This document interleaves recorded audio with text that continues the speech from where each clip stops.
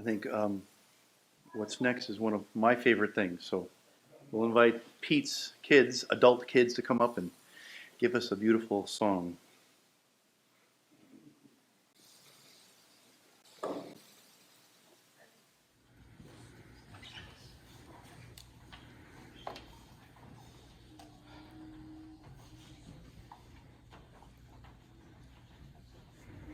In 1964, Mom and Dad met, and their first date was going to see The Sound of Music. About a year later, we five recorded this song from the musical.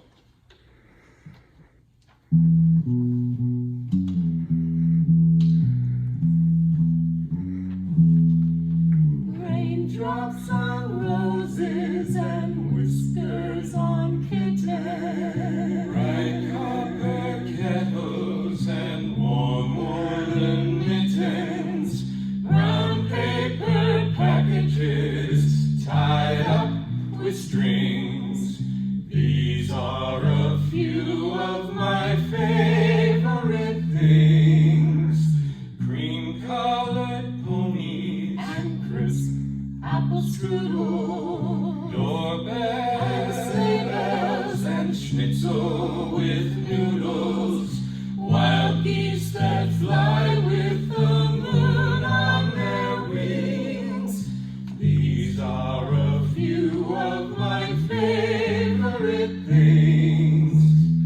When the dog bites, when the bee stings, when I'm feeling sad, I simply remember my favorite things, and then I don't feel so bad.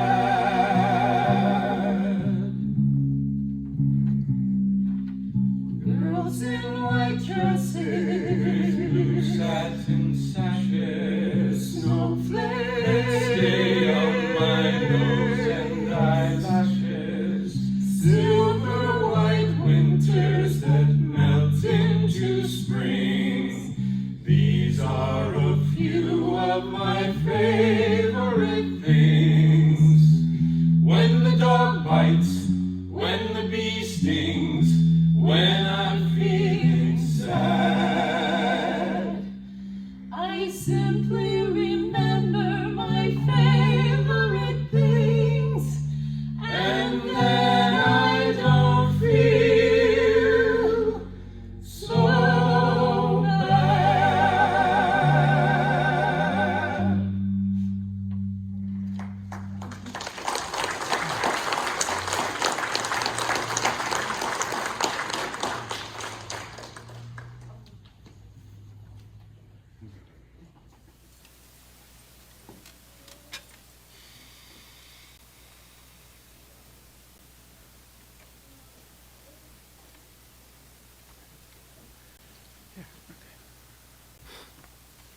Let's close our eyes, take a deep breath, and put ourselves in the presence of God.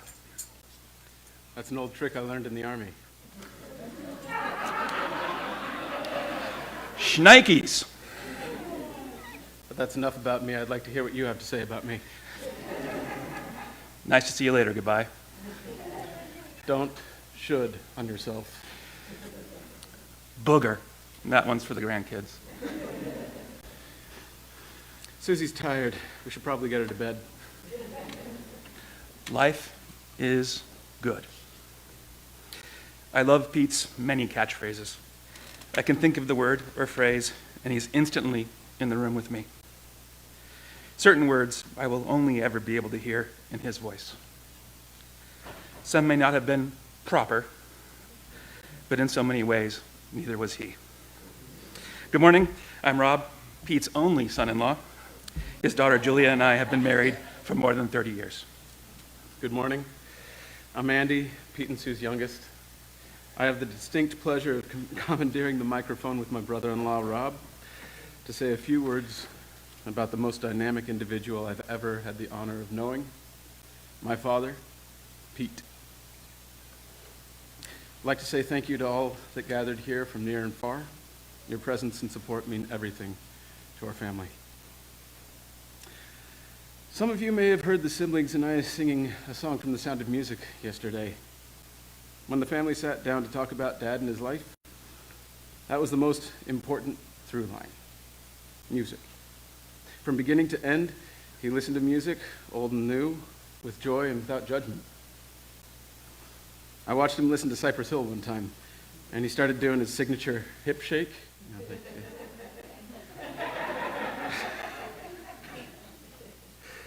he loved every kind of music, seeing each for its own way of adding value to the world, just like each person. The song we chose to remember him wasn't chosen randomly. The Sound of Music was the first movie my parents saw on their first date. And These Are a Few of My Favorite Things was a song that We Five covered on their debut album. Perhaps most importantly, it was the song he identified with a watershed moment in his life.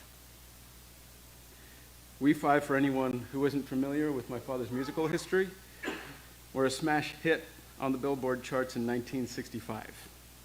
They topped the likes of Herman's Hermits, Jewel Akins, Mel Carter, Sonny and Cher, Elvis, the Righteous Brothers, and the Beatles. The Rolling Stones squeaked out just above them that year, and they lost the 1966 Grammy in the vocal performance category to the Anita Kerr Quartet. In the midst of the whirlwind of success, he played with and met with every artist you can imagine from the era. But this watershed moment on the road didn't come from Bo Diddley telling my father his first dirty joke ever. True story from his telling.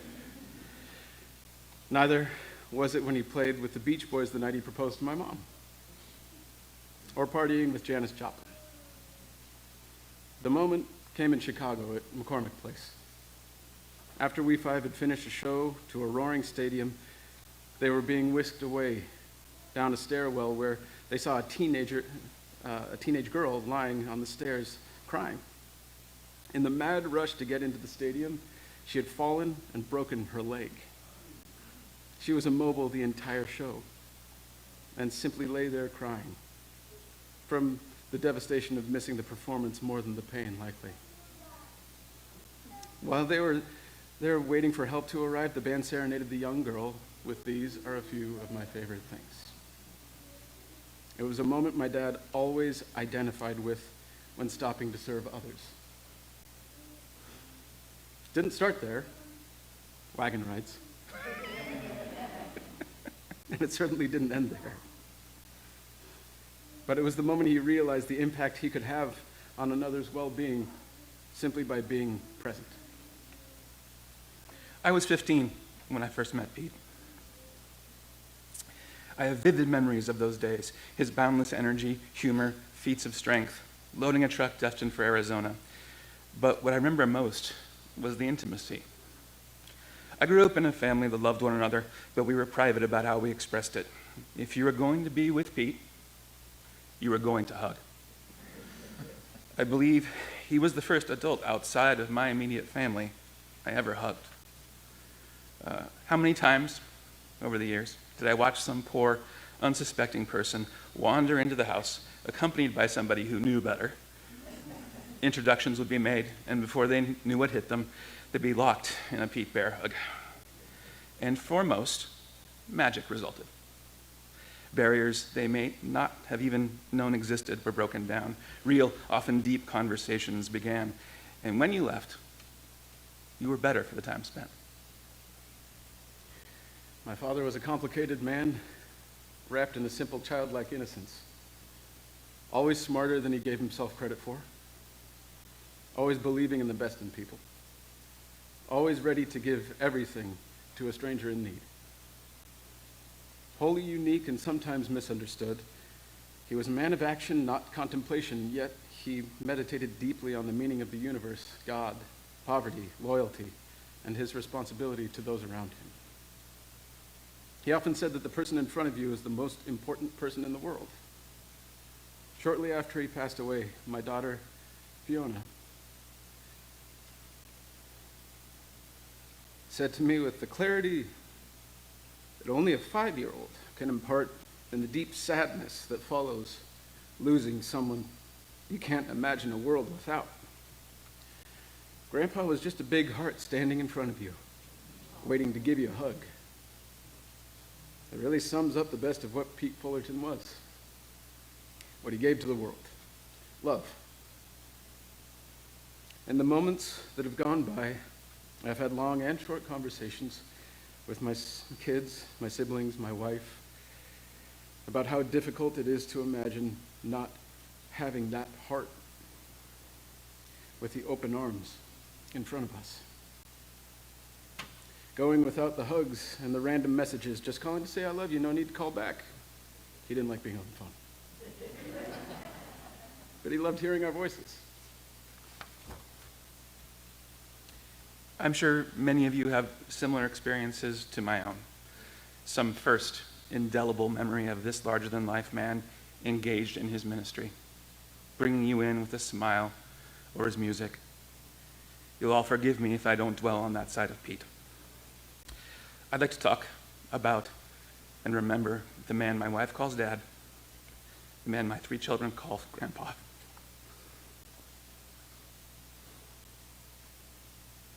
The man I call Pa. It's not that his years of ministry and service aren't worth lauding. They absolutely are. And Andy will cover some of that. But I find myself considering how there was a difference between the things Pete loved and the things he was compelled to do. Faith drove him. It gave him a peace nothing else could. But there was a distinction between that side of Pete and the side that we in the family were privileged to see. I want to start with his love of music, as Andy has already started. It defines so much of his life. Even in his last days, he reveled in Johnny Cash and John Baptiste, taking joy in every note, conducting the performance with his hands as he watched the birds come and go in the backyard. Performing was in his blood. He could always draw a crowd, even when he didn't intend to. Decades ago, we attended a concert. It was a popular artist in a big venue of at least 10,000 people. As I remember, we were on our feet for most of the show. And when it came time for the encore, being December, the band did a Christmas song. And at some point, asked the crowd to join in. The rest of us sang to one degree or another, but Pete, 2 seats away from me, with Julia in between, stood with his eyes closed and began the most amazing, beautiful harmony. The effect was like a stone dropping into still water. Even in a crowd of thousands, row after row turned to find the source of this amazing sound, this glorious sound. And there Pete stood, surrounded by friends and family, in rapture at the purity of the moment, completely unaware of anything but the joy of the music. But my favorite Pete shows were always the private ones. Sitting in the living room, Pete and his guitar, singing everything from the Battle Hymn of the Republic to the Beatles, from Amazing Grace to Humoresque. And if you don't know that last one, I really encourage you to look it up and imagine Pete's rendition. He was a man who wasn't afraid to down a whole jar of gefilte fish. So true. He could demolish an entire box of cereal in one sitting. And of course, if you were one of the folks that lived with us over the years, you got an eyeful when he would treat the house as his own personal catwalk. My father hated wearing pants after nightfall. As a teenager who was hoping to land a girlfriend at some point, this is clearly horrifying. You'd be surprised how quickly the moment gets doused in cold water when a 250-pound man walks into the room in nothing but tighty-whities.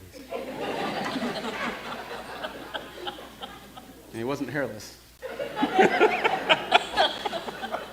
That's not in the script. I did it wrong. The following Monday, friends at school saying they saw your dad riding a pink girl's bike downtown. And the inevitable shrug from Daddy got me from point A to point B. It illustrates the gentle and shameless nature of my father. He never gave much credence to anyone who looked down on the way he did things. At times, he might have even been a bit defiant about them, but never out of maliciousness. He was human, unlike what many people came through the house might have thought. He did have flaws, but they were born out of the childlike innocence that made him who he was. One of the biggest contentions my siblings and I faced growing up, I think I speak for everyone, was my father was deified. I can't tell you how many times someone asked me, what's it like being raised by Joseph and Mary? Yes, it was a big tongue-in-cheek, but the inevitable awe at what my parents did for a living is there was no money involved.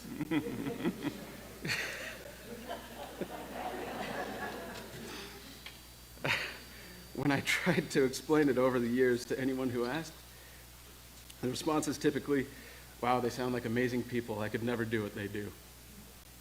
While both sentiments are true, they missed the point. My brother Tim said something that stuck with me, something I hadn't quite thought of in the way that he put it.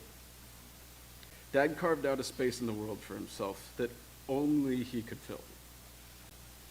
He was uniquely qualified to do what he did because it played to all of his strengths. And that gets to the greater point. While Tim is 100% right, it made me think about Dad in a way that I hadn't quite grasped before. He found his purpose and he followed through with it. He followed through with it every day. He was so deeply faithful in the mission, he chipped away at it at all hours of the day and night, every day and every night. He saw the people he helped as clients, not beggars. He saw them as human beings with value. He lived what he believed more so than anyone I've ever met, with a possible exception of my mother. Likely exception. And as I meditated on that idea, it became clearer and clearer why the throwaway line that people typically say, I could never do what they do, always irked me so much. It just missed the point. The point was to find your own purpose and do something with it. Do the best you can with what you have. Help others. The point wasn't for everyone to wake up on a Tuesday morning, find a confused prostitute that didn't understand why a middle-aged white guy just wanted to buy her breakfast and pay for a hotel room so she could take a day off. And anyone that knows Dad knows that that was a very typical Tuesday morning. The point was just to do your best. And that brings me back to, I could never do what they do.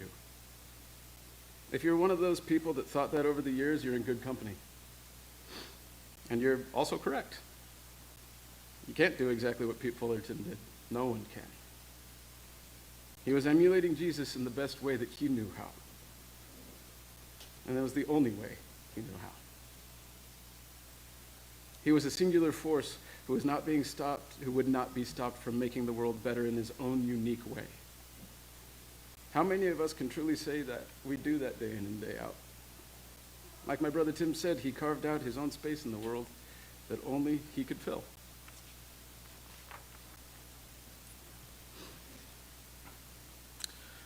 When Pete was really going with a song, he'd be sweating halfway through the second verse. But he was always sweating.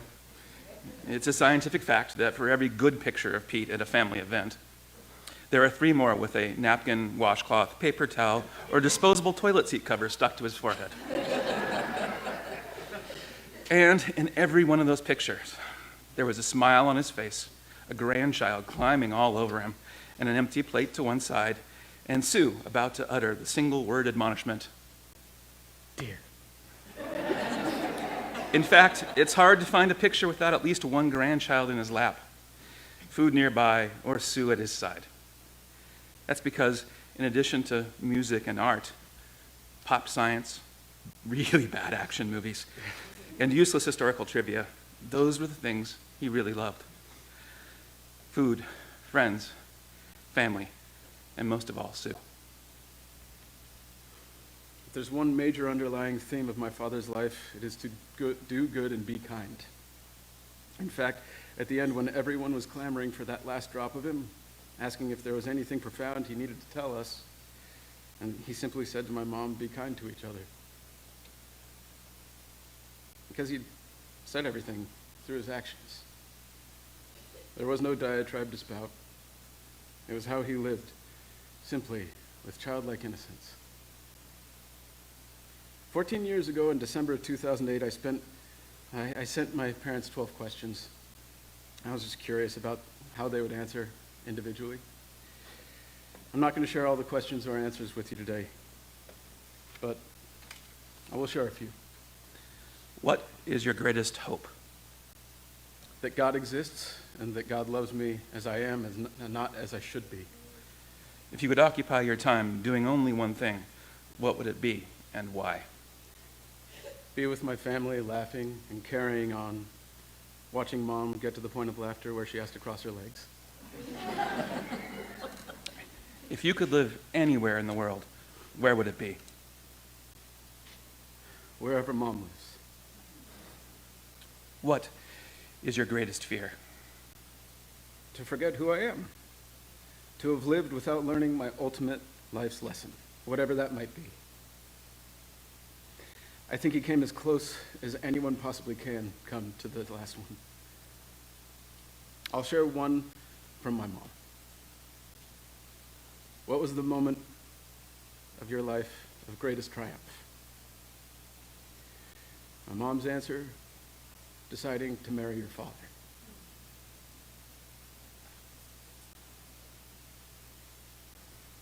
I recently asked my mom what had stayed the same over their 56-year relationship.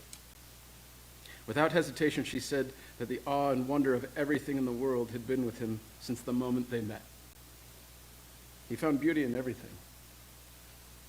When I asked what had changed, she responded, he eventually started picking up his own socks.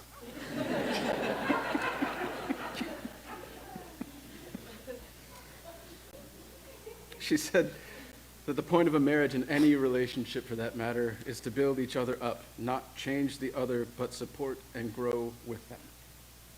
And of course, to love them for who they are and not who they should be. 56 years. Through so many phases, ups, downs, sideways. Just like my dad's ministry, they carved out their own niche with one another, in a way that no one else on the planet could have done. One does not exist without the other in the context of their lives. My dad could never have accomplished his wholeness without my mom, and vice versa. I began by telling you how I'm the only son-in-law. And that wasn't always easy, especially when we moved away from California, taking Pete's daughter and the 3 oldest grandchildren 2 states away. He never stopped being my biggest fan. He never for an instant stopped loving me, but there was pain at the separation. And for a time, he found subtle and not so subtle ways of letting me know. I mention this because when I flew out to visit Pete for the final time, it was only a couple of weeks after my own daughter's, his oldest granddaughter's, wedding. And while we had planned for Pete and Sue to make the journey to the West Coast, to everyone's disappointment, it was not to be. By the time I arrived in Rock Hill, Pete had already heard the stories about Kaylee and Brian's wedding from other family members, including his daughter. But he wanted my description of the day. I told a few funny stories I knew he wouldn't have heard from anybody else. Silly things I knew would make him smile and feel like he was part of the day.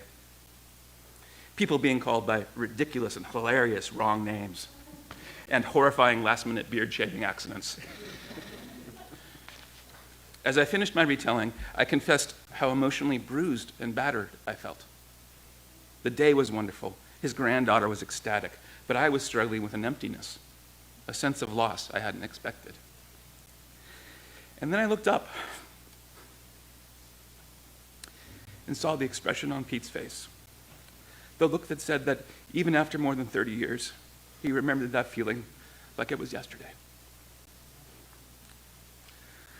I can't tell you how many times over the years he gave me moments like that, allowing me to come to something in my own time, on my own terms, followed only by a look, a smile, and an even tighter hug before I left.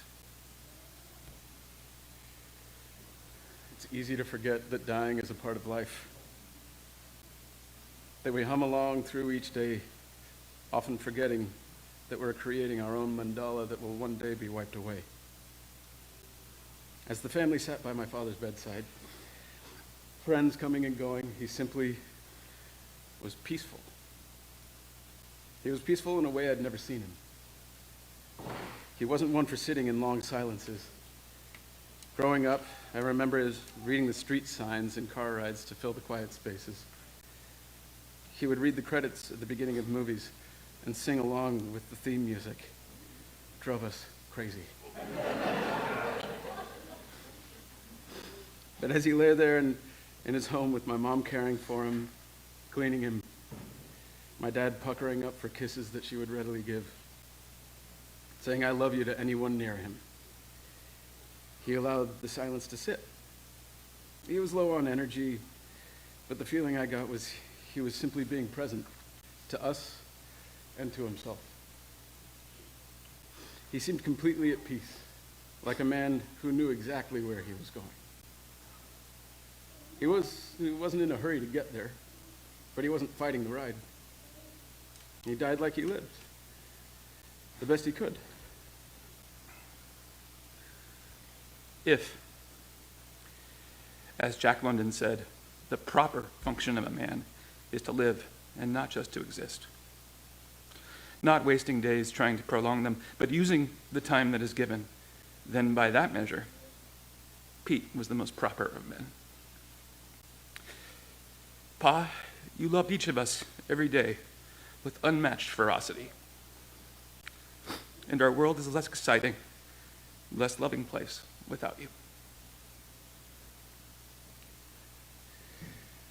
I'll echo my dad's greatest hope, that God exists and loves him for who he is. If a heavenly choir exists, I can guarantee he is out singing the entire heavenly choir right now. The heaviness of a world without my dad still breaks me. When I drive up to the house,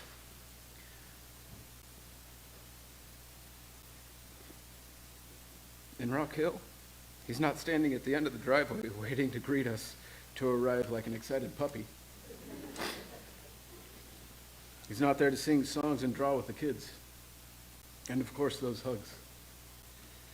Full body, crushing embraces that I can still feel when I close my eyes and picture that heart standing in front of me, waiting with open arms.